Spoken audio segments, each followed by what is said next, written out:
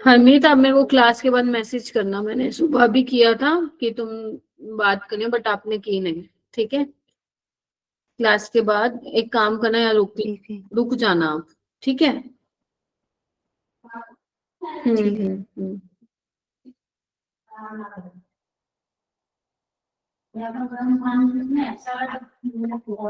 सुखजीत नहीं आई क्या?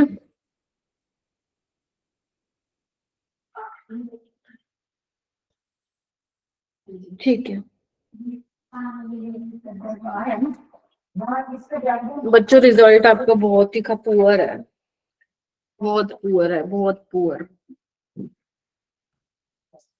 आप लोग पता है कैसे नंबर लाए हो? आप लोग ऐसे नंबर लाए हो जैसे आप पूरे साल कुछ पढ़े ही नहीं, सिर्फ आप लोगों ने टाइम पास किया क्लास में आने। इतने गंदे नंबर आप लोगों के। सबको नहीं कह रही, जिनके खराब हैं they know very well, right. अगर तुम लोग अभी मेरे सामने होते ना ऑफलाइन, चाटे खाते।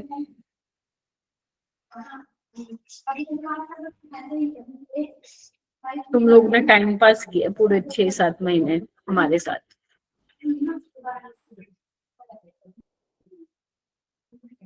आई was shocked to see the result कि क्या नंबर आ रहे हैं तुम्हारे। 5-10, 5-10, 11-12-15 नंबर होते हैं ये केमिस्ट्री में। अगर तुम केमिस्ट्री में इतने नंबर ला रहे हो ना, 10-12-15, कुछ भी नहीं होगा इससे। मैथ्स फिजिक्स तो वैसे ही डिफिकल्ट आनी होती है, केमिस्ट्री में तुम ये हाल कर रहे हो।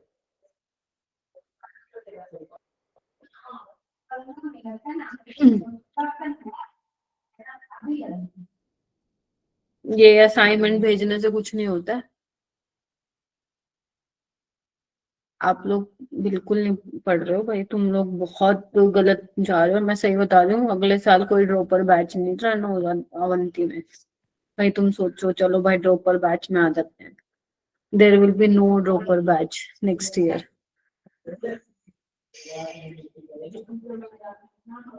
मतलब मैं ऐसे सोच रही, मैं सोची यार, इतने बेकार नंबर लेके आए हैं क्या पेपर? ऐसा तो नहीं हो सकता, ऐसा पेपर हो कि नंबर ही ना आ रहे हैं।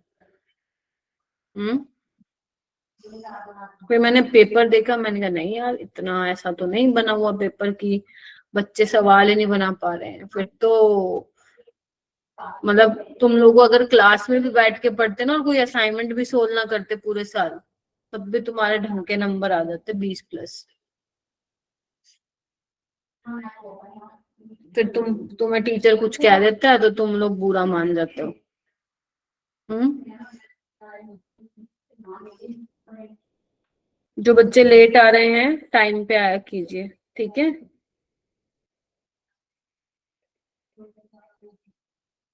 ठीक है।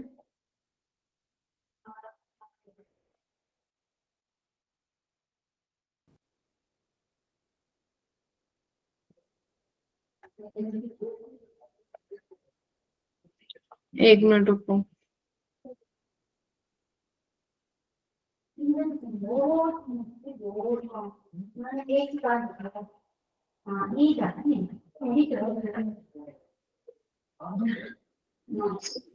ठीक है, स्टार्ट करते हैं हम। आप में से कोई बैठा है क्या स्पैमर यहाँ पे टाइम पास करने आ रहे हैं यहाँ पे हैं?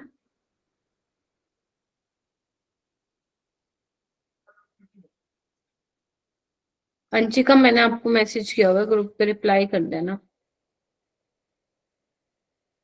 ठीक है अंशिका, हो ना क्लास में? मुंह से बोलो, अनम्यूट करके करो। अरे थम्स अप नहीं चाहिए मेरे को, अनम्यूट करो।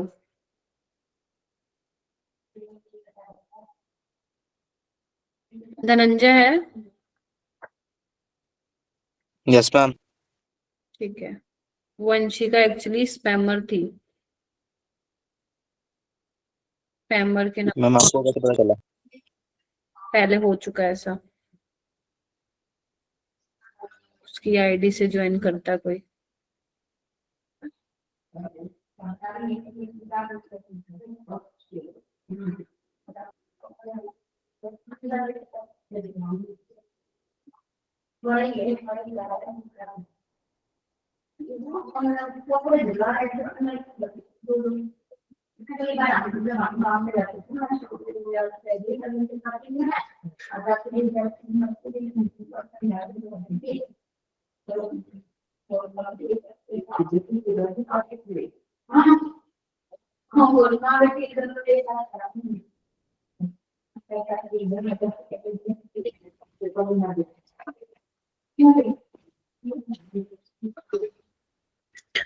ठीक है, स्टार्ट करते हैं।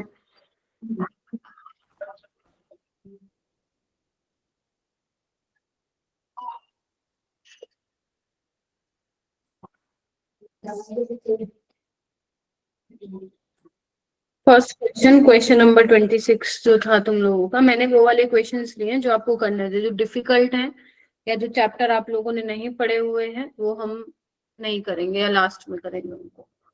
तो फर्स्ट आया हुआ है, when phenyl magnesium bromide reacts with tertiary butanol. हाँ अमनदीप बोलो।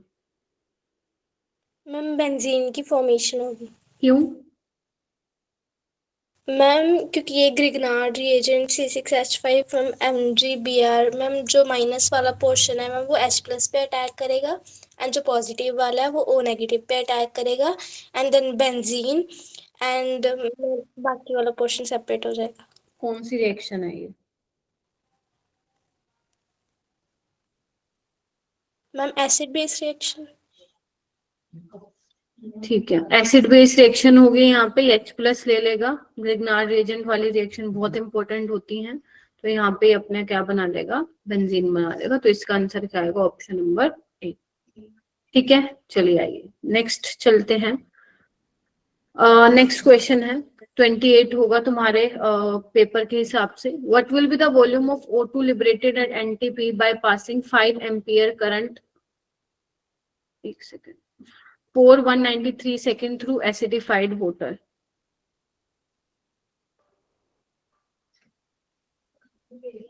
तो इसके लिए इक्वेशन क्या होगी, मैंने तुम लोगों को बताया था। अमनदीप कितने मार्क्स हैं तुम्हारे? मैम मेरे टोटल नहीं 63। नहीं केमिस्ट्री में। मैम 33 है, 2-3 गलत हो गए थे। ठीक है, what will be the volume of O2 liberated at NTP by passing 5 ampere current for 193 seconds through acidified water। तो मैंने कहा था कि ये वाली रिएक्शन है, और याद रखना वाटर की इलेक्ट्रोलिसिस वाली, मैंने प्रीवियस एक टेस्ट में भी तुम लोगों को बोला था। तो क्योंकि देखो जब वाटर का इलेक्ट्रोलिसिस होगा तो H2 और O2 गैस आपको मिलती है, तो यहाँ पे O2 गैस लिबरेट हो रही है, उसकी बात कर रहे हैं ये। तो इसकी इक्वेशन क्या होती है, 2 mole of H2O gives 4H, वो ऑक्सीजन मिलेगा। बैलेंस कर दो इक्वेशन को, तो ये रिएक्शन यहाँ पे हो रही है, 4H plus plus 4 electron plus O2। ठीक है, अच्छा। तो यहाँ पे बोला है कितना वॉल्यूम मिलेगा जब तुम इतना करंट पास करोगे इतने सेकंड के लिए। तो होगा क्या, अब देखो इक्वेशन से तुम्हें क्या दिख रहा है, बैलेंस इक्वेशन से, कि जब 4 फैराडे तुम पास करोगे सॉल्यूशन से तो आपका 1 मोल O2 गैस लिबरेट होगा।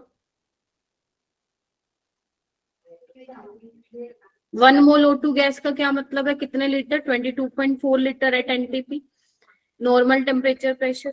STP पे होता तो भी आप इतना ले सकते थे, बट STP पे जो एग्जैक्ट वैल्यू होती है स्टैंडर्ड टेम्परेचर प्रेशर पे, वो होती है 22.7 लीटर। ठीक है, चलिए उसके बाद इसको हम फैराडे को चेंज कर लेते हैं कूलम में, तो 4 इंटू 96500। ठीक है, तो भाई साहब ये हो गया। अब एक बात बताओ, हमें क्यों निकालना पड़ेगा, क्योंकि हमें इतने में निकालना है कि जब तुमने 5 एम्पियर करंट पास किया 193 सेकेंड के लिए तब कितना वॉल्यूम लिबरेट हुआ। तो Q इंटू IT होता है, करंट कितना है 193 सेकेंड, सॉरी करंट है 5 एम्पियर और टाइम है 193 सेकेंड। ठीक है, तो यहाँ पे कितना आ गया, 965 कूलम आ गया। ठीक है, तो 965 कूलम जब पास करोगे तो कितनी मोल O2 गैस निकलेगी? 22.4 बाय 4 इंटू 96500 इंटू 965। अब आपको क्या करना है? सोल्व करना है। जब आप सोल्व करोगे, कैलकुलेटर तो यूज करने की जरूरत है ही नहीं क्योंकि सिंपल सा ही न्यूमेरिकल है। तो बेसिकली यहाँ पे आप सोल्व कर लेना, लीटर में आंसर आएगा और आपको मिलीलीटर में चाहिए तो वो आ जाएगा 56 ml, क्योंकि 1 लीटर में होता है 1000 ml।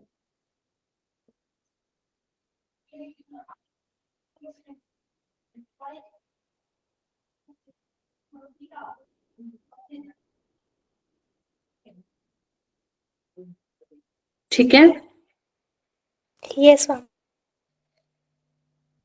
बताओ कर लोगे? नेक्स्ट क्वेश्चन चलते हैं। ये मैंने ना इजी मीडियम टैगिंग कर रखी है question. Which of the following statement is incorrect about the collision theory of chemical reaction? कितने बच्चों ने किया ये क्वेश्चन? बताओ भाई। क्लास में सिर्फ ऐसे लग रहा है एक ही बच्चे ने टेस्ट दिया है?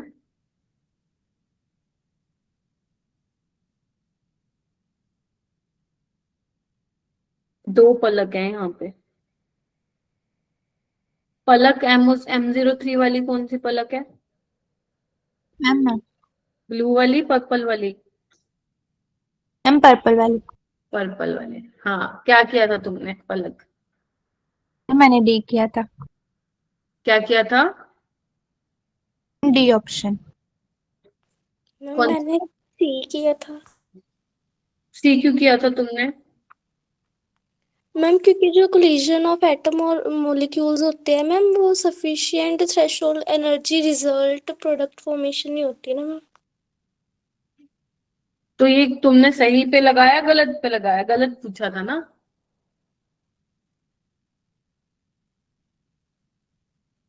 हाँ जी मैम, फिर सी वाला मैम गलत नहीं है? वही तो मैं पूछ रही हूँ ना, क्यों गलत है? मैम ये मुझे डेफिनेशन गलत लगी, सी और डी में मैम थोड़ा कंफ्यूजन था, बट डी वाली मुझे सही लगी मैम।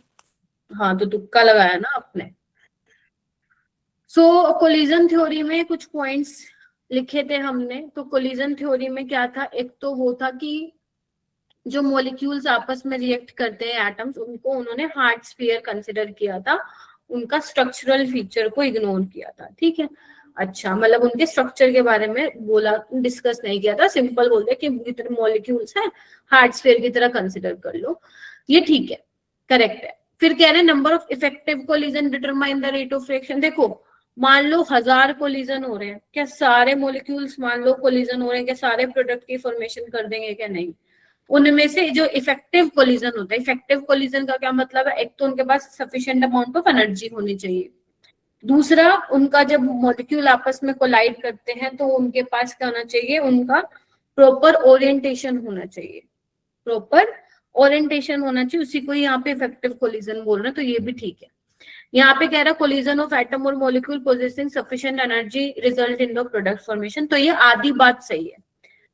प्रोडक्ट की फॉर्मेशन तब होगी जब प्रॉपर ओरिएंटेशन भी हो, ठीक है, और जब तक प्रॉपर ओरिएंटेशन नहीं होगा तब तक नहीं बात बनेगी। तो ये ही इनकरेक्ट था। डी वाला देखो, molecule should collide with the sufficient threshold energy and proper orientation for the collision to be effective. तो बेसिकली ये होगा। ठीक है, बोलो। मैम इनकरेक्ट में सही है। हाँ, तो इनकरेक्ट तो पूछा, सी तो होगा। नहीं मैम, पढ़ते टाइम पे। अच्छा, हाँ, तो पढ़ते टाइम ध्यान से पढ़ना, इनकरेक्ट पूछा है। नेक्स्ट क्वेश्चन है, what is the Z in the following sequence of reaction? Easy सवाल था बिल्कुल। यहाँ पे देखो, क्लोरोबेंजीन दिया हुआ है, एसाइल क्लोराइड दिया हुआ है, AlCl3। Friedel Crafts acylation reaction है ये।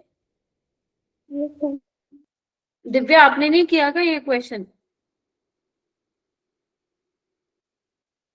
है? यस मैम किया है। हाँ, तो हैंड रेज कीजिए जिन्होंने किया है। तो क्या होगा यहाँ पे? फ्रीडल क्राफ्ट एसाइलेशन, तो क्या लग जाएगा बेंजीन रिंग पे? मैम सी डबल में CH3 लग जाएगा। एक्स मेजर है और वाई आपका माइनर होगा तो आपको मेजर वाला चाहिए, तो ध्यान रखना इसमें असाइलामाइन बनता है, ये बनता है।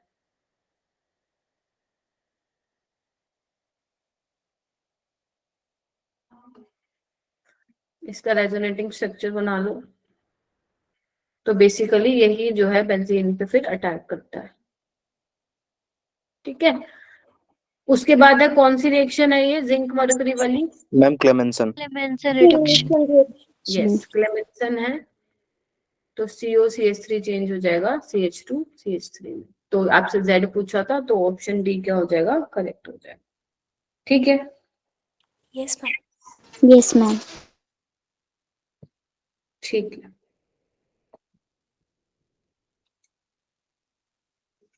आगे चलते हैं, ये बायोमोलिक्यूल से है, जिसने पढ़ा हुआ biomolecule. Glucose give a reddish brown precipitate with Fehling solution. तो जो आपका फेलिंग सॉल्यूशन होता है उसमें कॉपर सल्फेट और टार्टरिक एसिड होता है ना, तो बेसिकली कॉपर 2+। सो बेसिकली जो है आपका फेलिंग सॉल्यूशन है, जो फेलिंग ए और बी को मिला के बना है, बिहेव करता है आपका माइल्ड ऑक्सीडाइजिंग एजेंट की तरह। और ग्लूकोज में कौन सा ग्रुप होता है, एल्डिहाइड ग्रुप। तो एल्डिहाइड ग्रुप को ये किस में कन्वर्ट करेगा, एसिड में। तो यानी कि ग्लूकोज कन्वर्ट होगा ग्लूकोनिक में। ठीक है, और रेडिश ब्राउन पीपीटी किसके मिलते हैं, जब कॉपर 2+1 चेंज होता है कॉपर +1 में। और ये किसके पीपीटी आते हैं, Cu2O के, विच इज क्यूप्रस ऑक्साइड। इसके मिलते हैं आपको रेडिश ब्राउन पीपीटी। तो पहला एकदम ठीक है। दूसरा बोला है reaction of glucose with Fehling solution give CuO and gluconic, तो ये गलत हो गया। ठीक है, Cu2O मिलेगा ना कि CuO। तो पहला ठीक है और दूसरा क्या है, गलत है।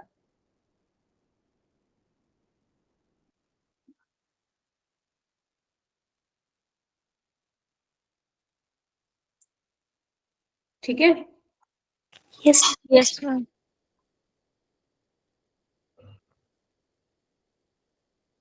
नेक्स्ट क्वेश्चन है, आपको दिया हुआ है पैरा मिथाइल फिनोल।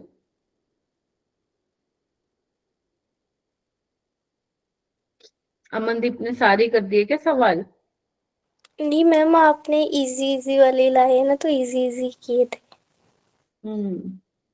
गुड, यही होता है क्वेश्चन सिलेक्ट करना, इसी को ही कहते हैं स्ट्रेटजी। हाँ जी Isha. Ma'am A option. A option, देखो यहाँ पे आपका पैरा पे मिथाइल लगा हुआ है। ठीक है, this is para methyl phenol. तो यहाँ पे ब्रोमीन वाटर लिया है। अब देखो ब्रोमीन वाटर में बेसिकली ब्रोमीन लगता, अगर सिर्फ फिनोल होता तो हम बोल देते 2,4,6 ट्राइब्रोमोफिनोल बनता, बट यहाँ पे मिथाइल ग्रुप पैरा पे अटैच है। तो ये अपना +M दिखाता है, CH3 अपना +H और +I दिखाता है। तो दोनों में से कौन डिसाइड करेगा ब्रोमीन प्लस कहाँ से आएगा, जो कि स्ट्रॉन्गली एक्टिवेटिंग होगा, कौन है, OH। तो क्योंकि ऑर्थो पैरा डायरेक्टिंग होता है तो ये दो ऑर्थो पोजीशन को ऑक्यूपाई कर लेगा। याद करो ब्रोमीन वाटर में पैरा तो ब्लॉक्ड है, इसलिए पैरा पे नहीं आ सकता वो। और जब आपका Br2 in the presence of carbon disulphide है तो क्या होता है, ऑर्थो और पैरा मिलता है। क्योंकि यहाँ पे पैरा ऑलरेडी ब्लॉक्ड है तो सिर्फ आपको ऑर्थो वाला मिलेगा। ठीक है सुखजीत, यस मैम। तो यानी कि अपना हो जाएगा ऑप्शन नंबर ए। मैम इसका ऑप्शन बी नहीं है आंसर? नहीं, मेटा पे है ना बेटा ये, और यहाँ पे तुमने CH3 को हटा के कैसे Br लगा दिया? ओके। CH3 को थोड़ी ना हटा सकते हो आप लोग। ठीक है, नेक्स्ट चलते हैं 34। यहाँ पे आपको कुछ ग्रुप दिए हुए थे जो बेंजीन रिंग से डायरेक्ट अटैच थे, और आपसे पूछा है कौन सा बेसिकली इफेक्ट ये शो करेंगे। ठीक है, हैंड रेज करिए, किसने किया था?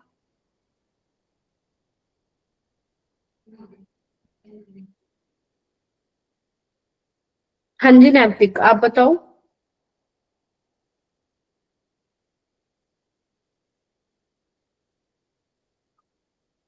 Option A. ऑप्शन ए। ए, देखो भाई, बेंजीन रिंग से अटैच है ये सारे ग्रुप, ठीक है। तो अगर मैं NO2 की बात करूं तो NO2 अपना -I और -M दोनों लगाएगा, ठीक है। अगर O नेगेटिव होगा तो ये अपना क्या लगाता है, यहाँ पे -M की जगह R लिखा है तो कोई बात नहीं, मेसोमेरिक इफेक्ट या रेजोनेंस इफेक्ट बोल सकते हो।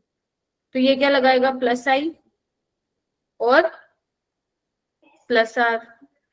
ध्यान रखना O नेगेटिव -I नहीं लगाता है, +I लगाता है, ध्यान रखिएगा, क्योंकि नेगेटिव चार्ज है इसके पास, ठीक है।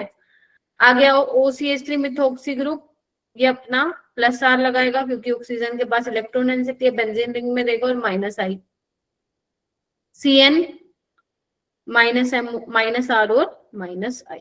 तो बस यही आप चेक कर लीजिएगा सारे ऑप्शन में से।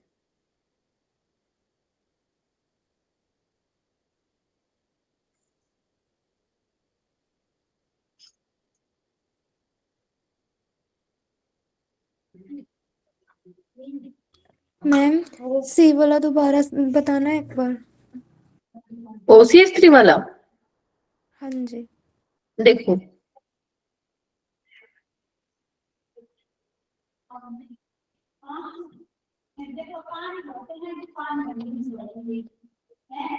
ऑक्सीजन के पास लोन पेयर है ना, तो ये इलेक्ट्रॉन डेंसिटी दे सकते हैं बेंजीन रिंग में, तो ये अपना +R शो करेंगे ना, रेजोनेंस के थ्रू इलेक्ट्रॉन डेंसिटी दे रहे हैं ना। और क्योंकि कार्बन और ऑक्सीजन में इलेक्ट्रोनेगेटिविटी डिफरेंस है, तो ये क्या करेगा, -I से खींचेगा। तो ये दो तरह के इफेक्ट शो करता है, +R और -I, ठीक है। Okay ma'am. लेकिन इसका +M वाला डोमिनेटिंग होता है। आगे चलते हैं, आगे वाला जो क्वेश्चन है वो आया तुम्हारा फजान्स रूल से। अब्दुल्ला चुप क्यों हो इतना, वैसे तो तुम्हारी सबसे पहले आवाज आती है क्लास में, आज इतना सन्नाटा क्यों है, हैं? क्या दुख है? मैम कुछ नहीं। पेपर अच्छा नहीं हुआ? No ma'am. अच्छा हुआ है? मैम अच्छा नहीं हुआ मैम, वो बीच में टेस्ट एंड हो गया था मेरा। अच्छा, मैम डायरेक्टली पेज हो गया था, you have no access of this page. गड़बड़ हुई है कुछ फिर। Covalent character follows NaCl MgCl2, देखो अभी आया बेसिकली फजान्स रूल से।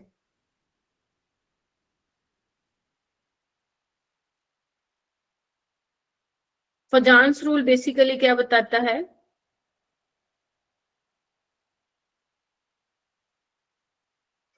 कोवेलेंट करेक्टर को बताता है इन आयनिक कंपाउंड्स।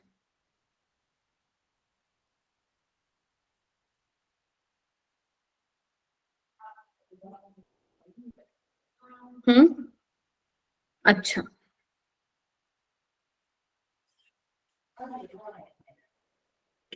ओके। सो कोवेलेंट करेक्टर कैसे बताते हैं, इसके लिए कुछ कंडीशंस होती हैं। पहला, size of cation and size of anion. तो कैटायन का जितना साइज छोटा होगा, ठीक है, उतना वो उसको एनायन को अपनी तरफ खींचेगा, पहली चीज, ठीक है। और जितना एनायन का साइज बड़ा होगा, बड़ा होने का क्या मतलब है, लेट्स से I नेगेटिव है और Cl नेगेटिव है, आपको पता है आयोडीन बड़ा है तो न्यूक्लियस की जो पकड़ है वैलेंस इलेक्ट्रॉन पे वो कम होगी, बिकॉज साइज बड़ा है।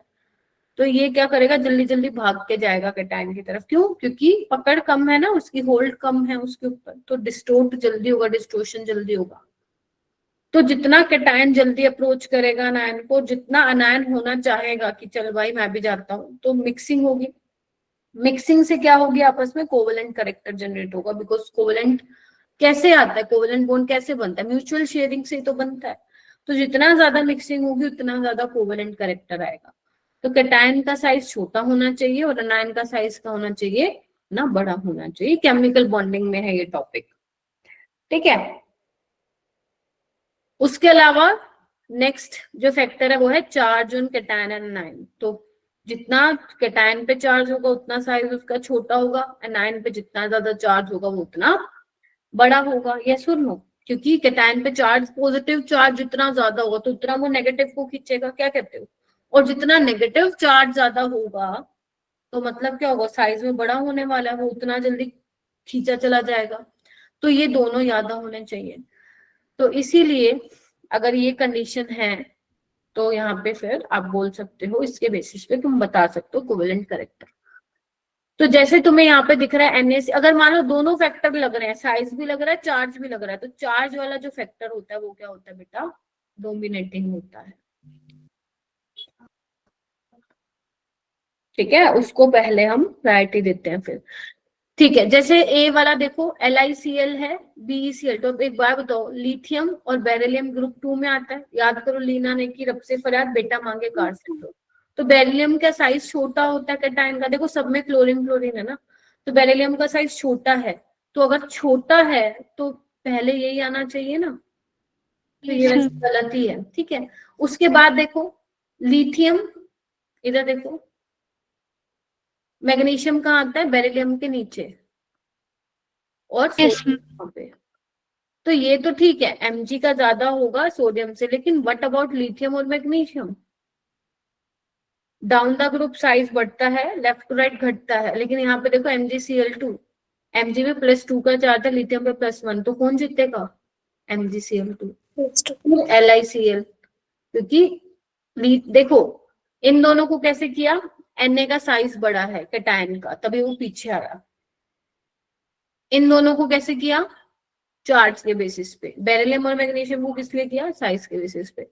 तो ये करेक्ट ऑर्डर होना चाहिए, तो पहले वाला अपना गलत था। फिर देखो according to Fajans rule, covalent character of ionic compound increases with decrease in size of cation. ये ठीक है, अगर कैटायन का साइज छोटा होगा तो कोवेलेंट करेक्टर क्या होगा, आयनिक कंपाउंड में इंक्रीज होगा। तो ए जो है बेसिकली वो गलत है, और आर क्या है आपका सही है।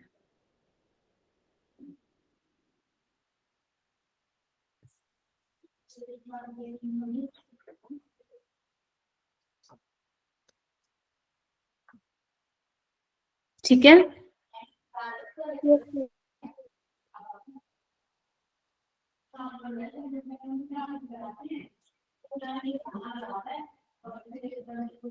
पढ़ रहे हो ना मैम MgCl2 और LiCl का बताना एक बार।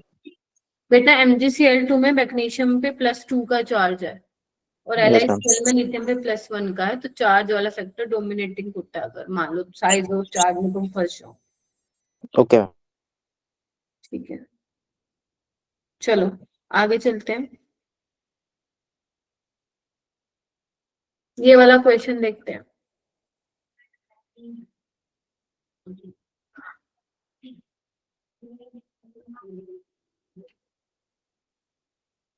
देखो भाई, कोई करके आया था क्या?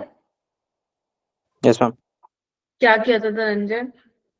मैम ये अमोनिया लेते हैं तो मैम उसमें हमारा पहले अमाइड बनता है, फिर मैम इसमें वो करवा रखा ना हॉफमैन ब्रोमाइड, तो उसके बाद NH2 लग जाएगा मैम, COOH बनता है फर्स्ट स्टेप में मैम, उससे ये प्रोसेस बनता है ना। यस बिल्कुल, बहुत बढ़िया। Yes, ma'am. तो आपका P एक एरोमेटिक कंपाउंड है, देखो तुम नोटिस करो ये सारे एरोमेटिक ही हैं। ठीक है, जब इसकी रिएक्शन कराई, P क्या है, C7H6O2, मतलब 7 कार्बन है, 6 हाइड्रोजन और 2 ऑक्सीजन, तो देखो सब में है 2 ऑक्सीजन, सबका सेम है C7H6O2। तो जब आपने इसको ट्रीट करवाया एक्वस अमोनिया के साथ और हीट किया, तो एक कंपाउंड क्यों बना। इसको हमेशा ऐसे ही करते हैं क्वेश्चन को, जैसे मैं कर रही हूँ। और जब उसकी रिएक्शन कराई मोलिकुलर ब्रोमीन मतलब Br2 और KOH के साथ, तो R मिला, और R है C6H7A। अगर तुम्हें पता होता तो ये तुम्हें समझ में आ जाता कि भाई साहब ये तो हॉफमैन ब्रोमामाइड रिएक्शन है, हॉफमैन ब्रोमामाइड डिग्रेडेशन। तो यहाँ पे पक्का अमाइड बनता, और ये एसिड से ही अमाइड बनता है, ये वाली रिएक्शन हमने करी हुई है क्लास में। और ये क्या होता फिर, एनालिन होता है ना, क्योंकि यही तो बना है C6H7N। तो यानी कि आपका आंसर सिंपल होगा, बेंजोइक एसिड। तो पहले अमोनिया के साथ करवाने पे सोल्ट बनता है, हीट कराने पे फिर आपका बेंजामाइड बनता है, देन आफ्टर ये डालने के बाद आपका एनालिन बनता है। तो this is your HBD reaction. ठीक है, ये बहुत इंपॉर्टेंट है। चलिए नेक्स्ट आते हैं, क्वेश्चन नंबर 39 था जो आपके पेपर में, दो स्टेटमेंट मैंने मतलब दो स्टेटमेंट दी हुई थी ए और आर। तो वो कह रहे हैं साइज ऑफ बीके होता है berkelium is less than neptunium, the above is a consequence of the lanthanoid contraction. देखो कैसे करना है इसको, इजी था वैसे तो। देखो एक्टिनोइड से सवाल इतने ज्यादा नहीं आते, बट इसमें दिया हुआ है तो तुम्हें वो ट्रिक पता होनी चाहिए थी निमोनिक्स एक्टिनोइड्स वाली। एक्टिनियम थोड़े पहलवान उनसे निपटेंगे, पुराने आम कम कम यानी सीएम बिकेंगे, कॉफी ऐसे फरमाओ मैडम नूडल्स ला रही हैं। ये निमोनिक्स थी, ठीक है, नहीं पता तो पढ़ो भाई फिर। तो यहाँ पे जो बीके है विच इज बर्केलियम वो यहाँ पे आ रहा है देखो, और नेपट्यूनियम यहाँ आ रहा है, तो लेफ्ट टू राइट साइज घटता है तो साइज तो घटेगा, यानी कि पहली स्टेटमेंट तो ठीक है। +3 का दिया हुआ, वैसे भी एक्टिनोइड्स में +3 वाली मोस्ट कॉमन है जैसे लेंथेनोइड्स में होती है। तो ये लेंथेनोइड्स नहीं है एक्टिनोइड्स हैं, तो एक्टिनोइड कंट्रैक्शन इसका रीजन होगा ना कि लेंथेनोइड कंट्रैक्शन। तो पहला ठीक, दूसरा गलत। तो A is true, reason is false. ठीक है क्या? Yes ma'am.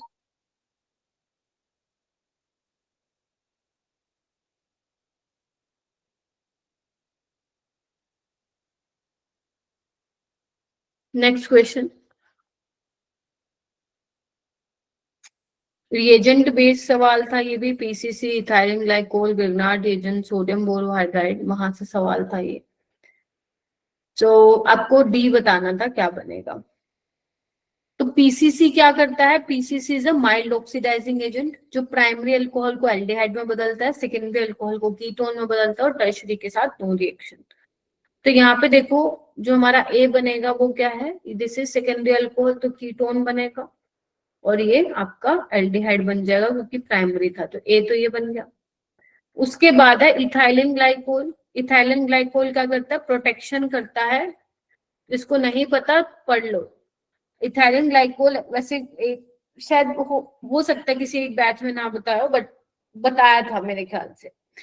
Ethylene glycol acidic medium में प्रोटेक्शन करता है, किसकी प्रोटेक्शन करता है, एल्डिहाइड और कीटोन की, एल्डिहाइड और कीटोन की।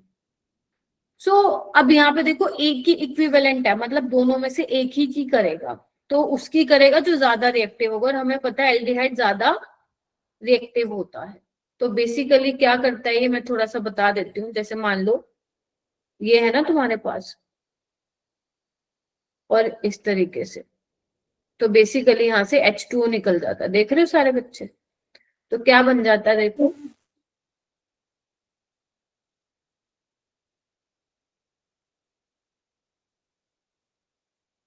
ठीक है, प्रोटेक्ट कर दिया एल्डिहाइड को, खत्म, दिस इज योर बी।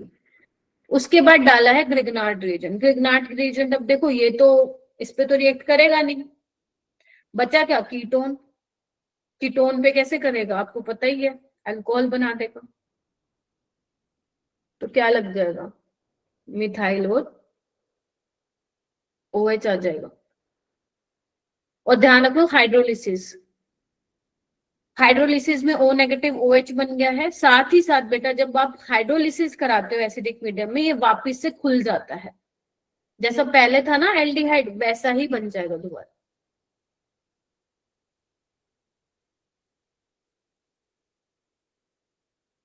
ये बन गया आपका सी।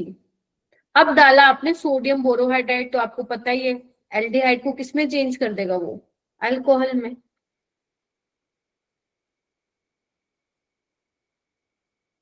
तो बस ऑप्शन नंबर, बहुत प्यारा सवाल था, ऑप्शन नंबर सेकंड क्या होगा आंसर। तो इसमें 1 2 3 4 रिएजेंट के बारे में पूछा था आप लोगों से।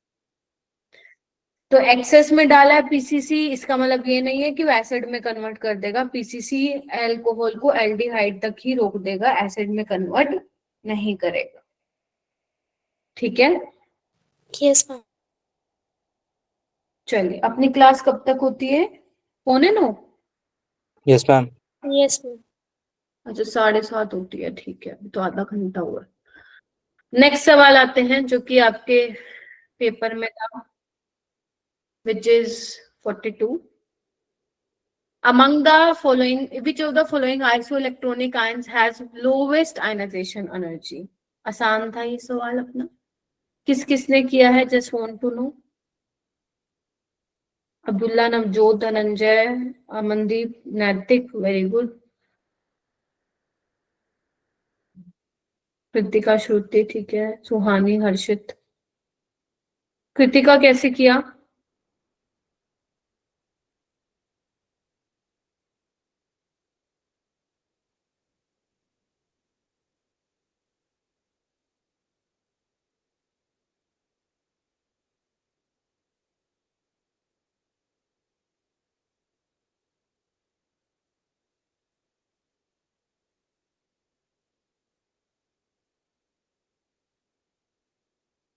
कृतिका आपने हैंड रेज क्यों किया जब नहीं मालूम तो?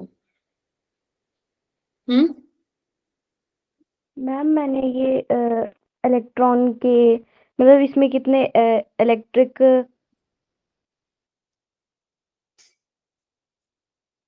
सुहानी आप बताओ।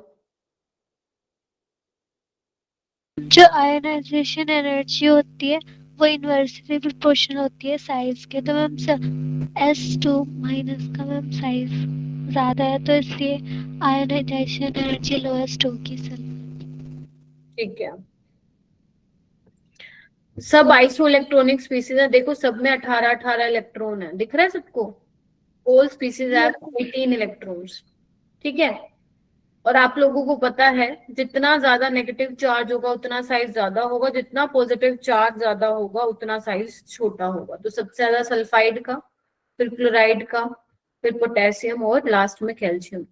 तो अगर साइज बढ़ रहा है तो आयनाइजेशन एनर्जी क्या होगी? कम, क्योंकि इलेक्ट्रॉन निकालने में आसानी होगी, पकड़ कम होगी ना न्यूक्लियस के अपने वैलेंस इलेक्ट्रॉन। तो इसीलिए आंसर क्या आ जाएगा? ऑप्शन नंबर 4, ठीक है। चलो यस मैम। अब आते हैं कोऑर्डिनेशन से सवाल। ये कितने बच्चों ने किया? तो आसान था बेटा, वेरी गुड, काफी बच्चों ने किया है, बहुत बढ़िया, शाबाश। मैम ये रिपीटेड क्वेश्चन है, पहले भी आया था।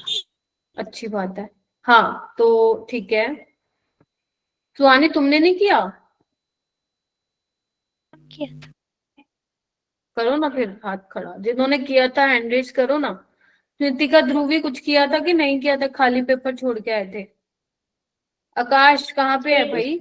हर्ष, तुम लोग इस बैच में ना बिल्कुल गायब हो गए हो, बिल्कुल नहीं दिखते हो भाई तुम लोग, मैं बता रही हूँ तुम लोगों को।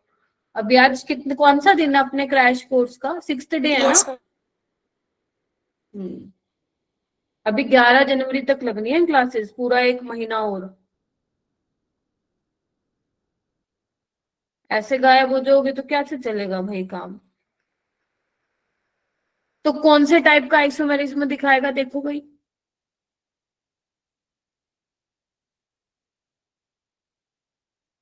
एक तो यहाँ पे देखो, जैसे कोबाल्ट है तो 5 अमोनिया,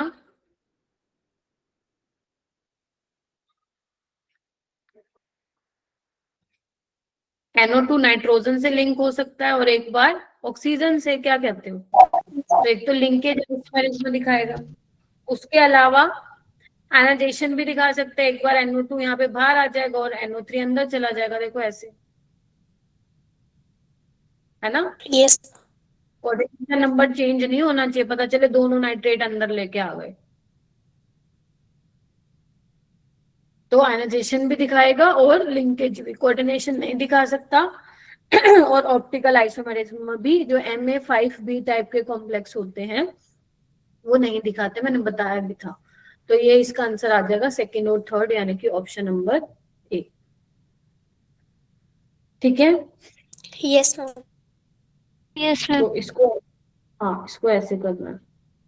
चलिए नेक्स्ट है hybridisation of each carbon in C3O2।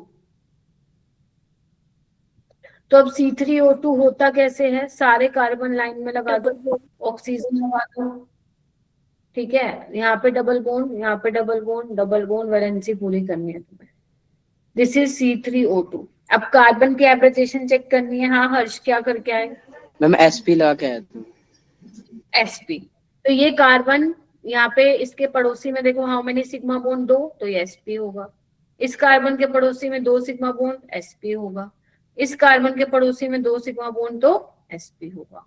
तो यहाँ पे जो हाइब्रिडाइजेशन है हर एक कार्बन की वो क्या है, sp हाइब्रिडाइज्ड है। ठीक है, तो इसको ऐसे करो।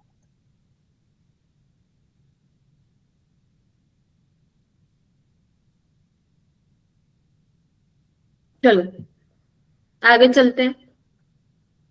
ओके, नेक्स्ट क्वेश्चन था ये एरोमेटिक वाला।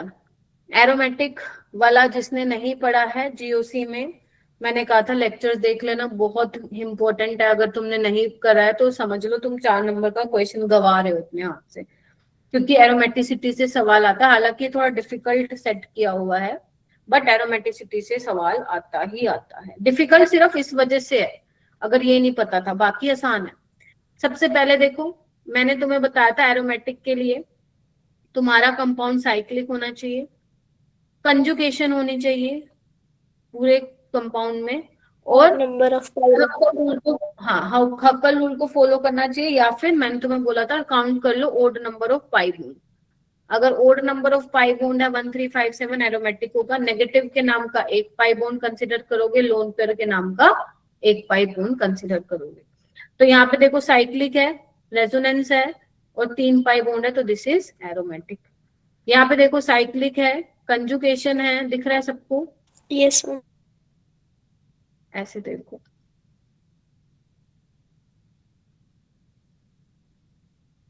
ठीक है, देखो मस्त कंजुगेशन चल रही है।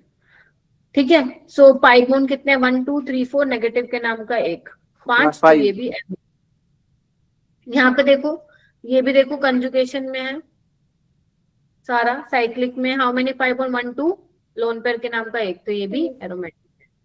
इधर आओ एक बार, सारे देखो कंजुगेशन में होगा, क्यों? क्योंकि बोरोन के बाद देखो वैकेंट ऑर्बिटल, तो इसके वैकेंट ऑर्बिटल में इलेक्ट्रॉन देंगे, तो कंजुगेशन है पूरे सिस्टम में। ठीक है, 3 पाई बॉन्ड है, एरोमेटिक होगा। यहाँ पे भी देखो कंजुगेशन चल रही है मखमली सी, देखो पूरा मस्त।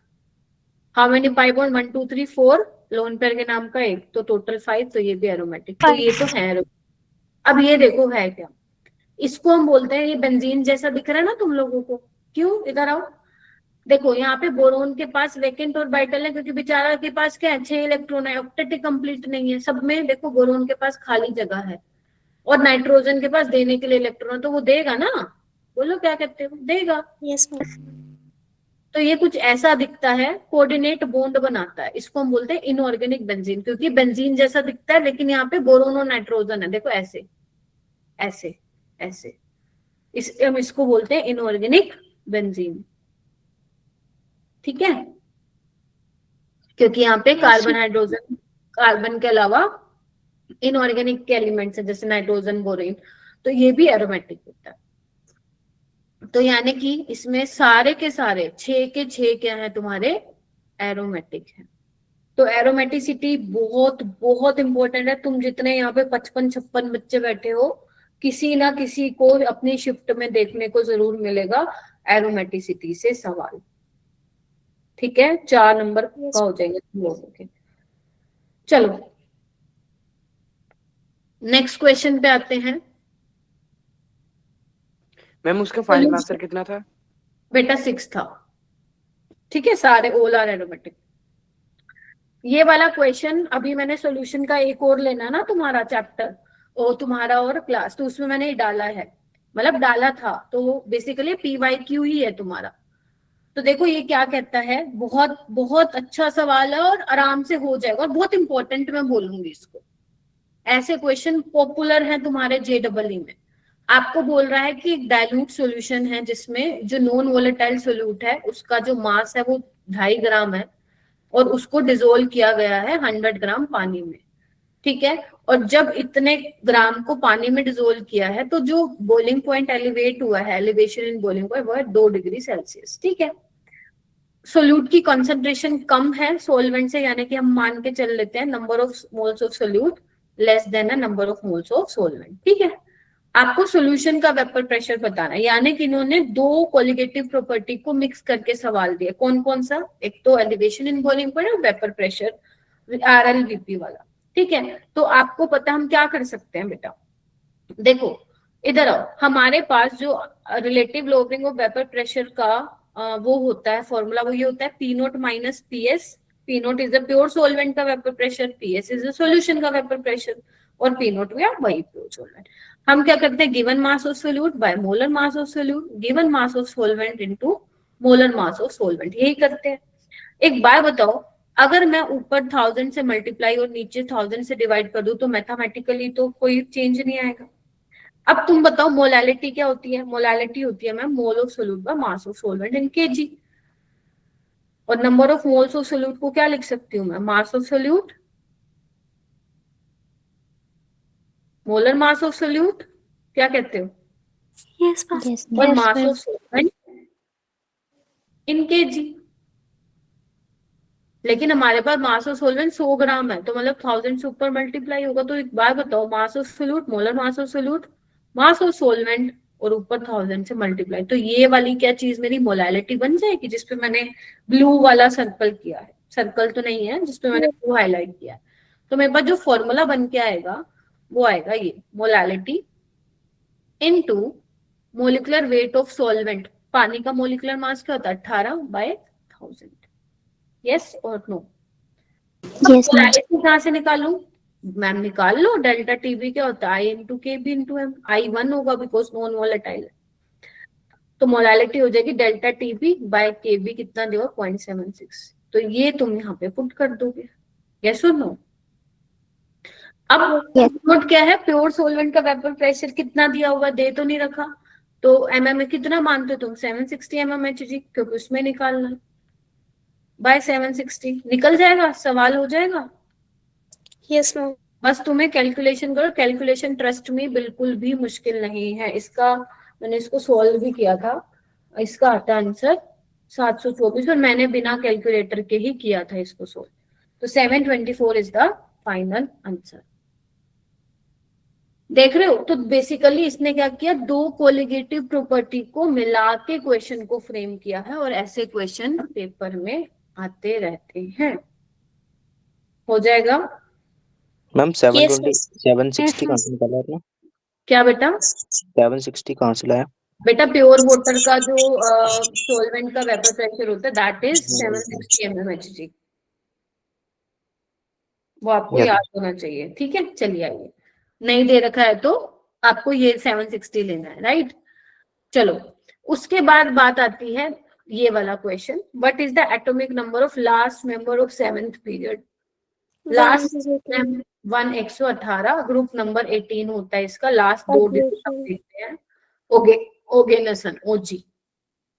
ठीक है, तो बस, और ऐसा क्वेश्चन ना बहुत पॉपुलर है, सच बता रहा हूं, 2025-24 में बहुत आते हैं ऐसे क्वेश्चन।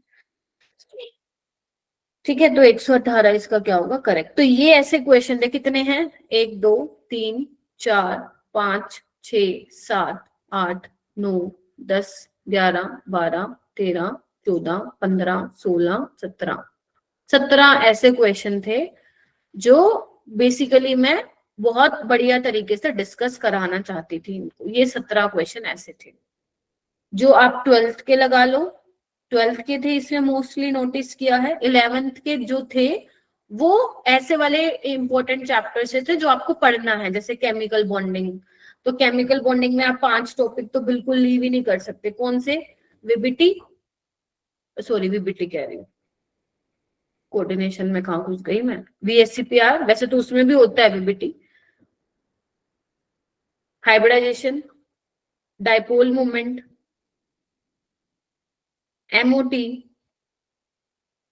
हाइड्रोजन बॉन्डिंग, और आपका वजांस ग्रुप। ये ऐसे टॉपिक हैं जो एक बच्चे को जो तैयारी कर रहा है केमिस्ट्री में 11th की, तो ये टॉपिक उसको आने चाहिए। और मान लो तुम मतलब अगर बहुत ही बेकार है तुम्हारी केमिस्ट्री या बहुत ही नहीं होती है, तो 1 2 3 4 ये तो टॉपिक पढ़ना ही पढ़ना है तुम्हें, क्योंकि यहाँ से 2 सवाल आएंगे तुम्हारे केमिकल बॉन्डिंग से। तो ये अगर तुम 4 टॉपिक कर दो तो तुम्हारा एक 4 नंबर का सवाल पक्का है, यहाँ पे 200% वाला पक्का है। हो सकता है दोनों क्वेश्चन भी यहाँ से आ जाए, कोई वो बात नहीं है, लेकिन एक तो यहाँ से आएगा ही आएगा। ठीक है, तो 8 नंबर का चैप्टर है केमिकल बॉन्डिंग। ठीक है, पीरियोडिक टेबल देखो, पीरियोडिक टेबल कहने को तो इम्पोर्टेंट टॉपिक में नहीं माना जाता, बट इससे एक सवाल आता है। और एक बात बताओ, कोई अगर ऐसा चैप्टर है जो कि इजी टू अंडरस्टैंड है, वहां से हमारा अगर एक सवाल आके हमारे +4 आ रहे हैं, तो क्या हमें नहीं करना चाहिए वो चैप्टर? बिल्कुल करना चाहिए। जो बच्चे थर्मोडायनेमिक्स इक्विलिब्रियम छोड़ रहे हैं, उसकी जगह वो आप इन वाले टॉपिक को करो। क्या कहते हो? बायोमोलिक्यूल्स करो, जो आपका +4 नंबर दिला सकता है। ठीक है, और कौन से चैप्टर हैं जहाँ पे, जैसे अगर मैं थर्मोडायनेमिक्स को रिप्लेस करूं आपका, तो आपको एटॉमिक स्ट्रक्चर से तुम लोगों को पता है कितने नंबर आएंगे? +8, 4 मार्क्स के 2 सवाल। और एक सवाल मैं बता दूं क्वांटम नंबर से आता है, आएगा ही आएगा। तो ये वाले चैप्टर्स मैंने तुम्हारे लिए हैं आगे जाके, मतलब एक बार 12th करा दूं उसके बाद। ठीक है, तो 11th में देखो, सच बता रही हूँ, चाहे किसी को कैटेगरी का एडवांटेज है या नहीं है, 11th आप बिल्कुल भी नहीं छोड़ सकते हो, है ना। बिल्कुल भी छोड़ोगे 11th तो बॉर्डर पे ही रह जाओगे, मतलब like you just qualify the exam only. तो 11th को बेटा टच तो करना पड़ेगा अपने को, समझ रहे हो आप मेरी बात? 11th को टच तो करना पड़ेगा, इसीलिए केमिकल बॉन्डिंग करेंगे, पीरियोडिक टेबल करेंगे हम लोग, एटॉमिक स्ट्रक्चर करेंगे, मोल कॉन्सेंट्रेशन। मैंने रखे ही 4 चैप्टर है बस, और एक जीओसी भी रखा है मैंने। तो यही मैंने 4-5 चैप्टर इसको रखे हैं रिवीजन। थर्मोडायनेमिक्स मैं सच बताऊं मैं नहीं करवाऊंगी। क्यों नहीं करवाऊंगी? थर्मोडायनेमिक्स एक ऐसा चैप्टर अच्छा है, बहुत प्यारा चैप्टर है, बहुत वास्ट है, लेकिन बहुत वास्ट है, उसमें इतने फॉर्मूले हैं, इतनी चीजें हैं, और ये भी गारंटी भी नहीं है कि जो मैं करवाऊंगी वो आ जाएगा। तो मैं इससे बेटर है कि कुछ ऐसा कराऊं ना जहां पे मेरे को पता भाई जो मैं करा रही हूँ वहां से आ जाएगा। सेम ऐसे ही आयनिक इक्विलिब्रियम वाला चैप्टर है, उसमें पता ही नहीं जो मैं कराऊंगी आएगा भी कि नहीं आएगा। Getting my point? यस। तो इसीलिए you have to strong your 12वीं 12th, और तुम्हारा जो 11th के चैप्टर तुम्हारे टीचर्स करवा रहे हैं, हर्षित सर, मैं, मनीषा मैम, ठीक है, वो अपने को करना है। ठीक है, अच्छा, अब कुछ और क्वेश्चन, जैसे इसमें से एक ये वाला देखो क्वेश्चन, ये तुम्हारा देखो एटॉमिक स्ट्रक्चर से है। देखो एक बार इस क्वेश्चन को ना, अभी शायद किसी को मुश्किल लग रहा होगा, लेकिन अगर किसी ने हाइजेनबर्ग अपने स्कूल लेवल पे भी पढ़ा हुआ है ना तो भी हो जाएगा। कैसे? देखो, यस मैम।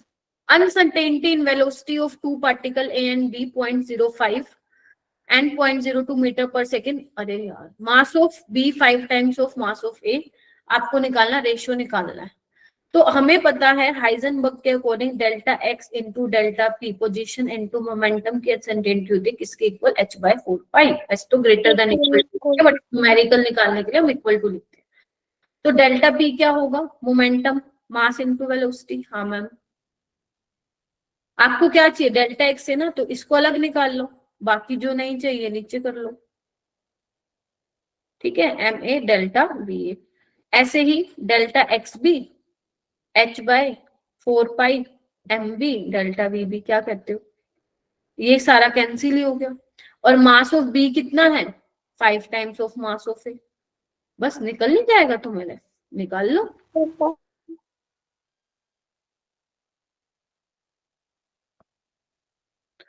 तो अपना ये ऊपर चला जाएगा, ये नीचे आ जाएगा ना। तो mb क्या है? 5 times of ma। Delta vb क्या है मेरा बेटा? 0.02। और ma डेल्टा va क्या है? 0.05। आंसर आ जाएगा आपका 2। बोलो क्या कहते हैं? Yes ma'am. Yes ma'am. तो अभी शायद मुश्किल लग रहा हो, लेकिन जब एक बार आप फॉर्मूला ये पढ़ लोगे तो आपको ये मीडियम तो मैंने इसलिए डाला है कि जिसको फॉर्मूला नहीं पता है, ठीक है, उस हिसाब से मीडियम डाला है मैंने। लेकिन वैसे ये जब आप पढ़ लोगे तो इजी में ही आता है ये सवाल। ठीक है, तो इस तरीके से देखो क्वेश्चन बन गया। तो अपने को ना तुम समझो चीजों को, मैं बार बार तुम लोगों को कह रही हूँ, टोटल 11 मॉक टेस्ट होने हैं, एक हो चुका, एक मौका तुम्हारे पास आया, तुमने उससे गलतियों से सीखा, अब आगे बढ़ो। 10 मॉक टेस्ट हैं, 10 मौके हैं। देखो मैं तो डांट मारूंगी, मैं टीचर हूँ, मेरा हक है डांट मारना, तुम गड़बड़बाजियां मारोगे मैं बोलूंगी। 10 मॉक टेस्ट हैं, 10 मौके हैं। अगर मान लो तुम्हारे लेट से 5 नंबर आए हैं पेपर में, मान लो सबसे नीचे ले आई मैं 5 नंबर, ट्राई करो नेक्स्ट वाले मॉक टेस्ट में 15 आए। समझ रहे हो मेरी बात सारे? यस जिसके मान लो 20 नंबर हैं, ट्राई करो नेक्स्ट वाले मॉक टेस्ट में 25 पे पहुंचो तुम। 5-5 का इंक्रीमेंट सही है, 5-5 करो। ये बहुत कम थे इसलिए कहा भाई 15 तो लेके आओ। जिसके 20 हैं 25 से 27 कोशिश करो।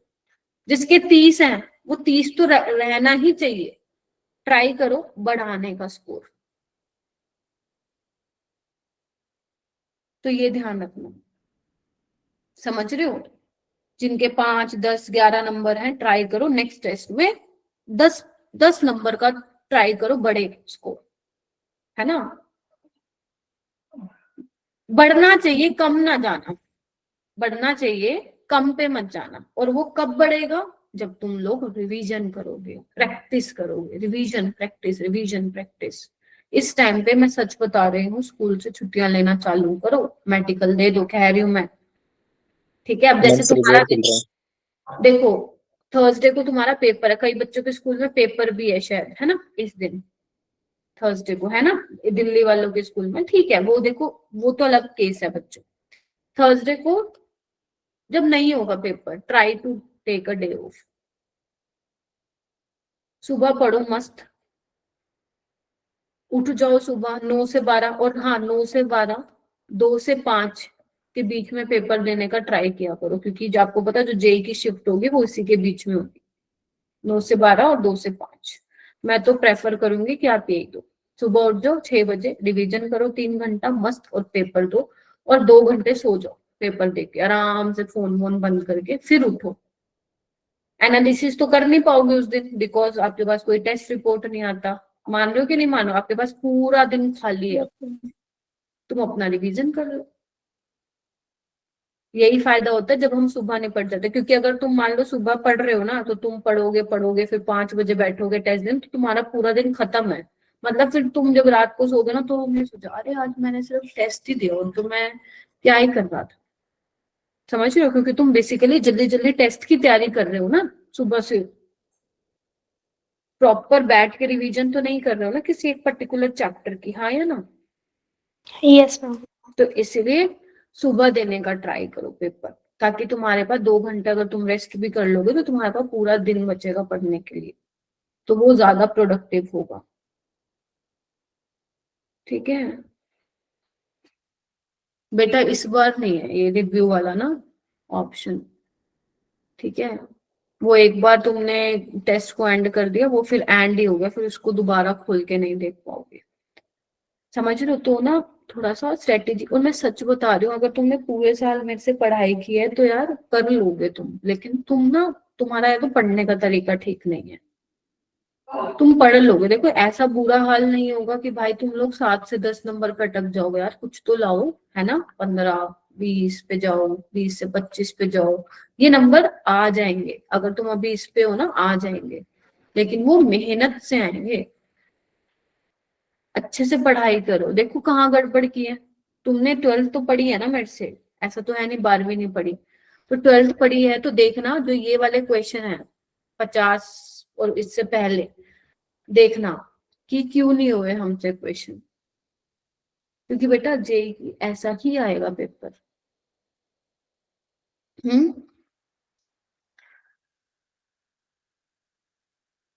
ठीक है? Yes ma'am. ठीक है, तो ये वाला क्वेश्चन जो था ये आपका उससे था, आयनिक इक्विलिब्रियम से सवाल था ये।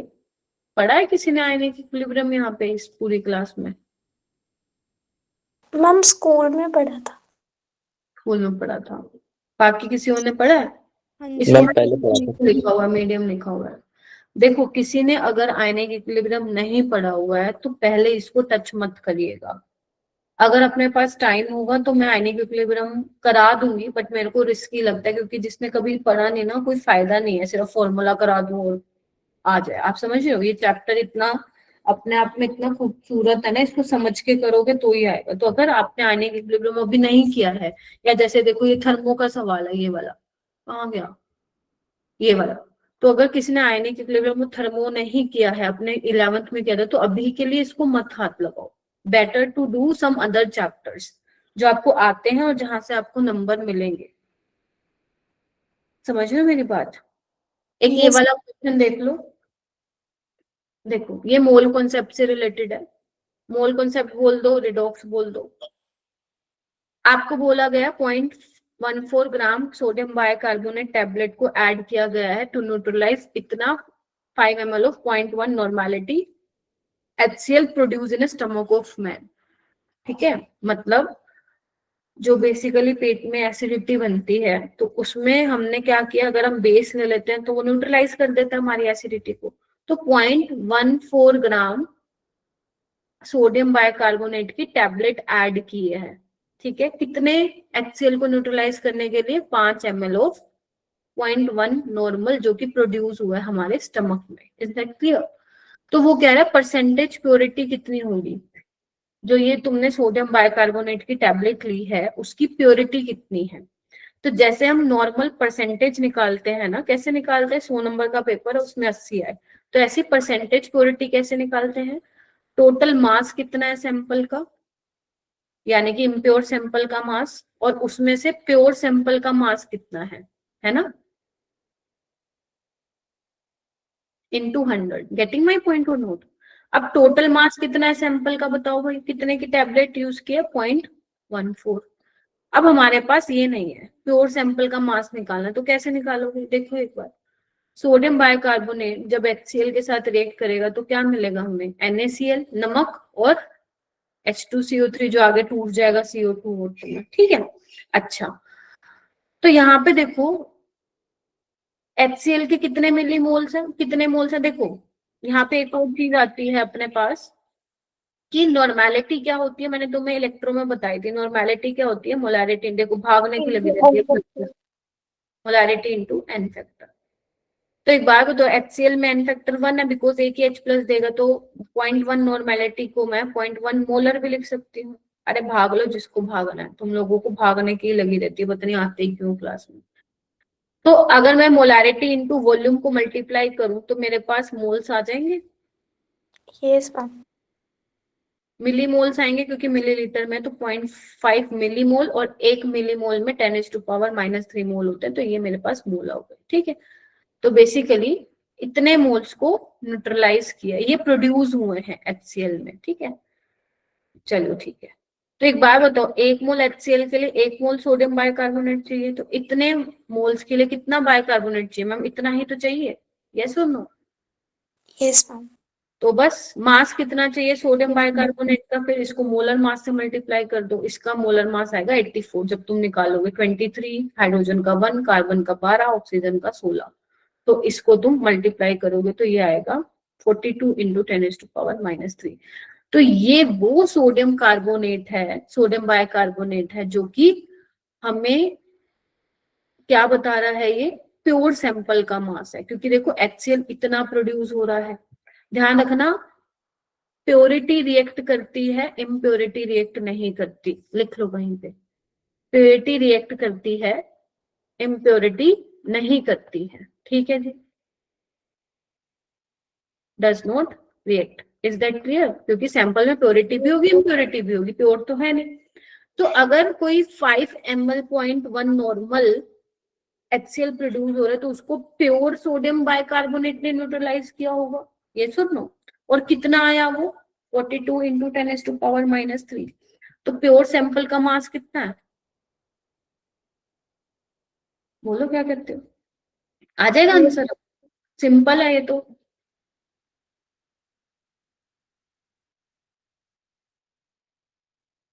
हो जाएगा? Yes, ma'am. 30% आ जाएगा। तो इसको ऐसे करना, जब मैं मोल कॉन्सेप्ट लूंगी तब ये टॉपिक भी मैं एक बार ले लूंगी, परसेंटेज प्योरिटी वाला। ठीक है, तो ये कुछ क्वेश्चन थे जिसको आपको करना है पूरे। देखो बेटा, हमेशा मॉक टेस्ट में ऐसे जरूर सवाल आएंगे जहाँ पे 4-5 ऐसे होंगे जो मतलब बहुत ही ऐसे क्वेश्चन होंगे जो तुमने नहीं सुना हुआ है। तो आपको ऐसे क्वेश्चन का दुख नहीं मनाना है, आपको वो वाले क्वेश्चन पे फोकस करना है जो मैम ने क्लास में पढ़ाया है हमें, है ना, या जो ऐसे टॉपिक से आए हैं जो हमें पढ़ने हैं, उन क्वेश्चन को हमें करने का ट्राई कर। जो नहीं आते हैं, जो मतलब सुने ही नहीं होंगे, जस्ट स्किप दैट। जैसे मैंने इसमें स्किप मारे हैं 3-4 क्वेश्चन, तो वो नहीं करने हैं आपको, क्योंकि वो करने के लिए मुझे पहले आधा घंटा कॉन्सेप्ट पढ़ाना पड़ेगा, फिर जाके वो सवाल होंगे। Getting my point? तो हम हर पेपर में ट्राई करेंगे सारे 12th के सवाल हम करें, और 11th में वो वाले टॉपिक्स के सवाल करें जो मैं तुम्हें आगे करवाऊंगी। ठीक है, ताकि धीरे धीरे तुम्हारे कॉन्सेप्ट्स क्लियर हो जाए। हाँ बेटा बोलो। मैम 27 बताओगे? कौन सा है 27? मैम कुछ ऑर्गेनिक का है वो रिएजेंट वाला। हाँ 27 मैंने जान करके नहीं लिया धनंजय, क्योंकि वो वाले रिएजेंट मैंने आपको नहीं पढ़ाया। ओस्मियम टेट्राऑक्साइड वो एडवांस वाले रिएजेंट है, वो आप नहीं करो, स्किप कर दो। मैंने तभी वो क्वेश्चन नहीं लिया यहाँ पे। Okay ma'am. ठीक है, तो यू कैन स्किप, क्योंकि there are thousands of reagent, हम बहुत सारे करेंगे, पल्ले भी नहीं पड़ेगा, इसलिए वो छोड़ दो, मैंने तभी लिया ही नहीं वो सवाल। ठीक है, तो it's okay, you can skip that सवाल। मैम एक ग्राफ वाला क्वेश्चन भी तो था, वो आई थिंक वो मैम भी वो काइनेटिक्स का था, but that included in JEE advance syllabus, not in JEE Mains, so don't worry, Mains में नहीं आएगा। ठीक है, तो वो भी मैंने जो मैंने छोड़े हैं, समझ जाना, मैम ने इंटेंशनली छोड़े हैं। तो मैंने अराउंड 19-20 क्वेश्चन लिए हैं, 4 एक मैंने छोड़ दिए हैं। ठीक है, यस मैम। तो जो मैंने 20 क्वेश्चन कराए हैं उनको अच्छे से करो।